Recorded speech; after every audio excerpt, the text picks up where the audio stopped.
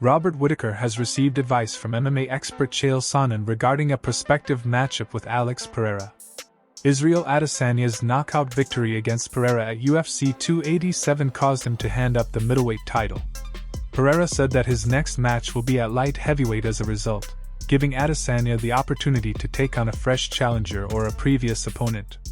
Whittaker stated that he would like to fight Adesanya a third time, while Sonnen feels that a match with Pereira would be preferable. Here is what he said. "You gotta know what's going on all times, man. You cannot be a Sanhagen, you just can't do it, you can't.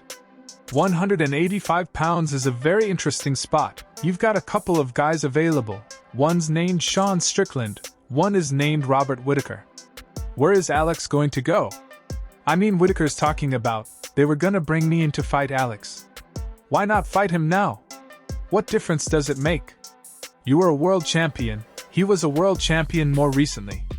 You lost to a guy twice who he beat 3 times. Why not fight now? That would sure solve a lot of problems. You don't know what you're gonna do next. There always seems to be a misconception, a missed opportunity within this sport to pass on a guy that just lost if you won. It's a myth." UFC commentator Jon Anik has stated that current middleweight champion Israel Adesanya is ahead of Anderson Silva in the conversation of the best middleweight in UFC history. After Adesanya's recent victory over Alex Pereira, Anik made these remarks. Anik commented that despite Silva's outstanding reign as champion and his 10 successful title defenses, Adesanya is currently in the lead due to his great wins against superior opponents. Here is what he said. "There are people who can still argue Anderson Silva is the greatest middleweight champion of all time, and in terms of the title defenses, that is okay. But I sit here in 2023 and not just argue for Adesanya's case as one of the best pound-for-pound guys right now. I think he's the greatest middleweight champion of all time based on his strength of schedule and based on this win. It was 3-0 for Alex Pereira. And one of the hardest things to do, in the UFC in particular, is to lose your belt and then win it back. In the span of 5 months he was able to do that. I do think this win in particular is a lot more about the psychology than the physical. Just getting Izzy's mind right to actually walk into a combat sports setting, down 3-0, and to beat this man like this. I think you can argue it as one of the biggest wins in UFC history."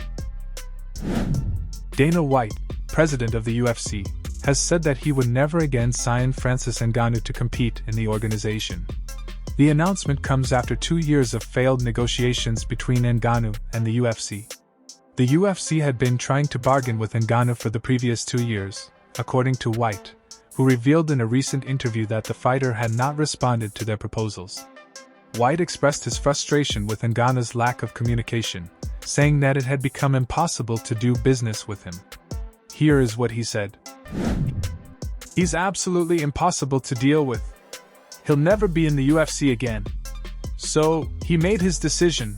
We worked hard, man. One of my guys, Hunter Campbell, who works for me, must have done 75 dinners with his guy, trying to get him on board. We offered him a lot of money, showed him nothing but respect. We wanted to keep him, and that ship has sailed." Thanks for watching. If you're a fan of MMA, be sure to hit the subscribe button and turn on notifications, so you never miss an update. Also leave a comment below with your thoughts on today's news. Keep supporting the sport, and we'll see you in the next one.